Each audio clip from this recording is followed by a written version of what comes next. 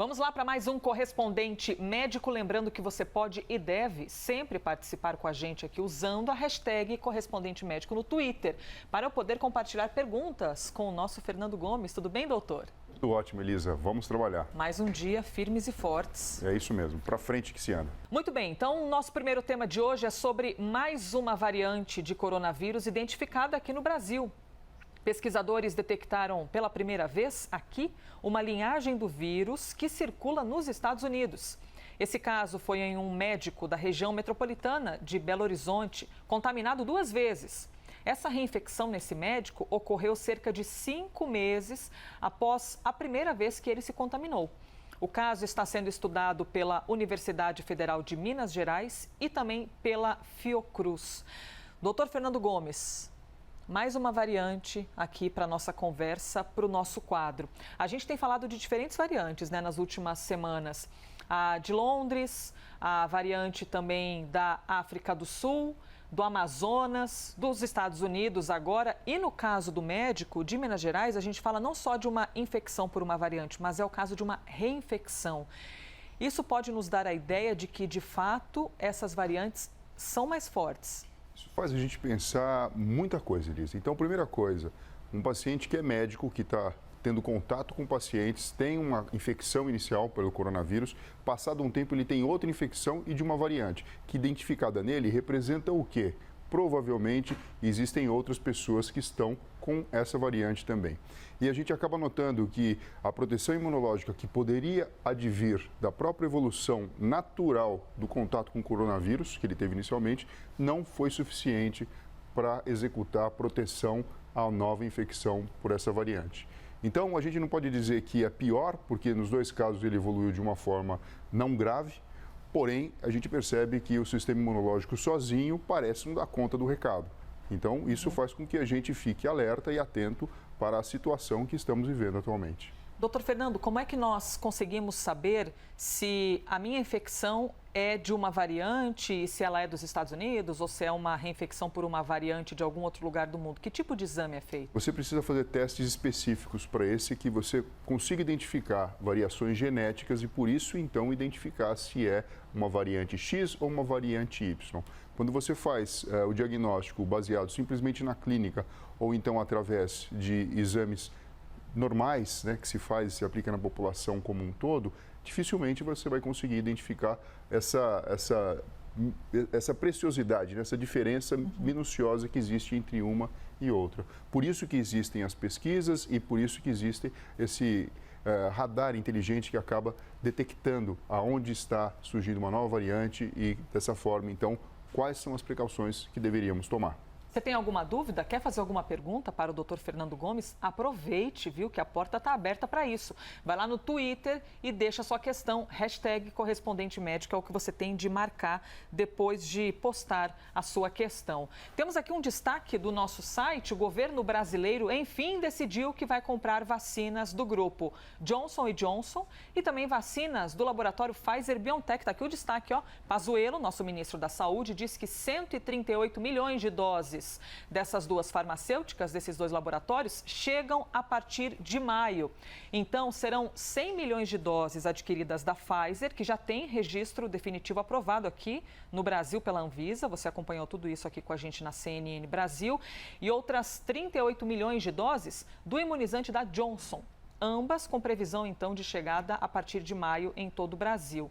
Ao todo, o Ministério da Saúde espera ter cerca de 590 milhões de doses de diferentes imunizantes até janeiro do ano que vem. Doutor Fernando Gomes, a vacina da Pfizer já está aprovada aqui no Brasil para uso definitivo. Porém, a da Janssen, que é a norte-americana da Johnson & Johnson, ainda não tem aprovação para uso. Ela só vai para o mercado, ela só vai para os braços dos brasileiros depois de ter o ok da Anvisa, correto? Exato. Existe todo esse protocolo de segurança que normalmente é seguido. Eu, particularmente, acredito que não haverá problema nenhum, mas é importante que todas as etapas sejam, então, vencidas e ultrapassadas para que chegue no braço dos brasileiros. Doutor, quando a gente fala de datas, para essas doses estarem de fato aqui no Brasil, o país espera que a maior parte das vacinas contratadas chegue entre abril e maio, por aqui. Com isso, a gente deve demorar um pouquinho mais para ver os resultados no povo brasileiro, já que a gente está falando de abril, falando de maio, para chegarem novos imunizantes? Sim, sempre que a gente imagina que os imunizantes vão poder chegar em grande parte da população um pouco mais para frente, a variável tempo acaba entrando na jogada. Olha só, a gente sabe que independente da vacinação estar acontecendo ou não, o comportamento da população, da questão relacionada ao distanciamento social, enfim, todas aquelas coisas que a gente já sabe que atrapalham e dificultam a própria propagação do vírus, necessitam ser mantidas de uma forma ativa. Porque, na verdade, não é apenas a vacina, não é apenas o imunizante, mas também o próprio comportamento das pessoas que consegue, de alguma forma, frear essa rapidez com que a própria pandemia está se alastrando e mostrando aí os números que são realmente extremamente preocupantes e tristes, Elisa. Pois é, deixa a gente perplexo, né, com esse momento que a gente está vivendo de um recorde atrás do outro de mortes e também de infectados. Perguntinha que chegou pela hashtag correspondente médico, Eliette. Doutor, a pessoa que reinfectou por essa variante corre risco de morrer, já que os anticorpos da primeira não foram suficientes? A gente não consegue fazer essa correlação direta, né? O que significa é que os anticorpos que foram produzidos por conta da primeira infecção não foram capazes de bloquear a existência da doença quando houve contato com a segunda variante. O que a gente pode imaginar, e a gente já sabe, que existem diversas variáveis dentro dessa jogada. Existem questões relacionadas com o fator de risco, que no caso esse paciente não demonstrava, que é a idade avançada, comorbidades, a gente sabe disso tudo, mas também existem situações e realidade individual de cada pessoa relacionada com a genética do seu próprio sistema imunológico, com características que nós mesmos já falamos aqui, biológicas, que conferem a uma pessoa ou outra uma capacidade maior de lidar com uma infecção viral. Então, acaba sendo um pouco mais complexo do que isso. Por isso que a gente está aqui alertando a população, mostrando o que está acontecendo, mas sem causar, na verdade, um pânico, porque não significa que, de repente, apareceu uma variante muito mortal ou assassina. Isso é uma coisa natural que existe quando se vive principalmente uma pandemia com um vírus que acaba se multiplicando dentro do corpo de muitas pessoas. É natural que as variantes e as mutações acabem ocorrendo. Respondido, então, para a Eliette, que fez a pergunta inspirada na notícia que a gente trouxe de um médico da região metropolitana de BH, capital de Minas, que se reinfectou e essa reinfecção foi com uma variante que veio dos Estados Unidos. Temos uma boa notícia aqui, viu? Quando a gente fala de imunizante, novas vacinas aprovadas ao redor do mundo. E essa notícia boa envolvendo a vacina da Johnson. Os Estados Unidos, além de já terem aprovado o uso desse imunizante nos últimos dias, já estão distribuindo as doses pelos estados. Uma primeira dose foi aplicada ontem em uma mulher de 67 anos. Ela é moradora de Nova York. Além da Johnson, os Estados Unidos já aprovaram a vacina da Pfizer e da Moderna. E, diferentemente do Brasil, esperam ter estoque para vacinar todos os adultos do país até o mês de maio. Lembrando que nós repercutimos aqui, Joe Biden fez uma promessa ali no início de campanha, né, doutor? Que gostaria de imunizar aproximadamente 100 milhões de norte-americanos num período de 100 dias. Segue aí na corrida para conseguir cumprir tudo isso. Doutor, vale a gente relembrar, é importante a gente relembrar o que nós já sabemos sobre a vacina da Janssen, chamada de Janssen, mas que é da Johnson & Johnson. É tanto nome, né, que de vez em quando a gente se perde por aqui. Quais são as características dessa vacina? Ela representa uma carta na manga, eu poderia dizer assim, para o Biden e assim para todo mundo, né? Vamos imaginar o seguinte, as vacinas que necessitam de 2 aplicações para terem efeito, elas necessitam que as pessoas sejam recrutadas mais de uma vez para que isso venha a acontecer. A vacina da Johnson ela é dose única, então uma vez que você imunizou a pessoa, você pode esperar aí pelo menos um período de 30 dias para a proteção completa estar ativa. A eficácia dela, demonstrada em pesquisas, foi de 66% e já foi testada em mais de 44 mil voluntários. Por isso que eu falei, provavelmente não vai ter problema com o registro da Anvisa, porque todos os protocolos e pesquisas científicas já foram feitas com ela. E ela tem uma característica muito boa, que é a questão do armazenamento, que pode ser armazenada de 2 a 6 a 8 graus Celsius, mais ou menos, o que facilita quando a gente compara com outras vacinas, como por exemplo da Pfizer, que precisa uma temperatura muito baixa e refrigeradores específicos para sua manutenção. Como você vacina uma vez só, isso faz com que você consiga ampliar o seu poder de ação, facilitando a logística de todo o processo de imunização, Elisa. Tem uma logística complicada aí quando tem 2 doses e no caso da Johnson, então, ela consegue eliminar pelo menos esse bate-volta que as pessoas têm de fazer até o posto de vacinação ou até esse sistema de drive-thru. Doutor, apesar de nós termos aqui uma pitada de esperança, não é no Brasil, é em outro país, mas a gente fica feliz por outros seres humanos, essa é uma vacina que ainda não tem aprovação aqui no Brasil e também não foi feito o pedido ainda. Existe todo um processo burocrático importante para a nossa segurança que ainda tem de ocorrer aqui em solo nacional, né? Exato, e independente de tudo, né, que a gente vem falando aqui, vacina boa é vacina no braço. A gente está numa situação de pandemia, que é uma situação diferente, única para muitos de nós, que nunca experimentamos isso antes. Enfim, não podemos bobear. Existe a possibilidade de imunizar, que seja 1, 2, 3, 4 doses, tanto faz. Não podemos ter preguiça, não podemos mudar o nosso comportamento. A gente precisa entender, essa informação precisa passar para todas as pessoas, porque é a existência de um inimigo invisível que está assolando toda a humanidade.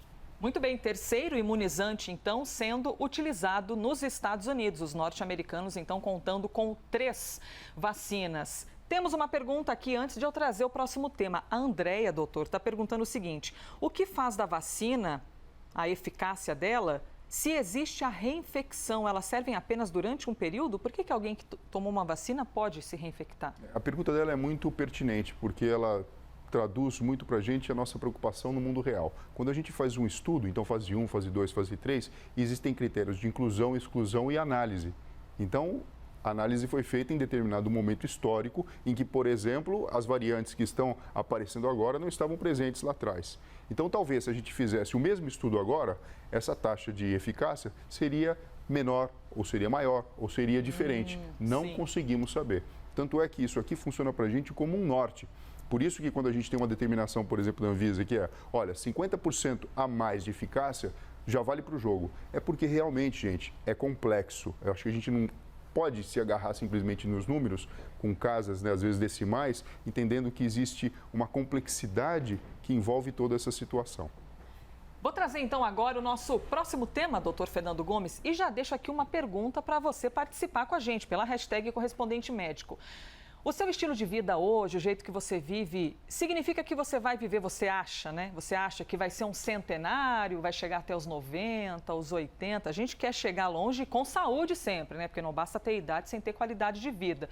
Muita gente tem vontade de ter uma vida longa, né? De chegar aos 100 anos. Veja só essa notícia. Cientistas da Alemanha descobriram que uma proteína conhecida como NFL está relacionada com a longevidade. Queremos para ontem essa proteína então, hein, doutor Fernando? Ela é encontrada nas células nervosas do sangue. Os pesquisadores estudaram os níveis dessa proteína em idosos com cerca de 90 anos e também num grupo centenário, ainda mais experiente. De acordo com os resultados desses exames, desses testes, ter níveis baixos dessa proteína pode aumentar o tempo de vida. Doutor Fernando Gomes, eu já estava pensando aqui que ter muito dessa proteína era bom, mas na verdade ter níveis baixos é que pode aumentar a nossa vida? Como assim? É que assim, essa proteína é um neurofilamento que existe dentro dos neurônios que estão dentro do sistema nervoso central, no cérebro. Conforme existem doenças neurodegenerativas e existe a lesão desses neurônios, esses neurofilamentos eles vão para a corrente sanguínea e você consegue detectar através de um exame de sangue. Então, qual que é a correlação? Se eu consigo ter detectado níveis altos, isso significa que eu estou tendo perda ou lesão neuronal. E isso se associa com um tempo de vida mais curto ou com a presença de doenças neurodegenerativas. Então, funciona como um biomarcador, mostrando para a gente, na verdade, que o bom mesmo é você ter os neurofilamentos onde eles têm que estar, dentro dos neurônios. E você sabe que sempre que eu sento à mesa e brindo, eu tenho um hábito, né? Eu vou lá e falo, pá, vida longa. Por quê? Todo mundo quer ter uma vida longa, todo mundo quer viver mais, mas o importante é viver melhor.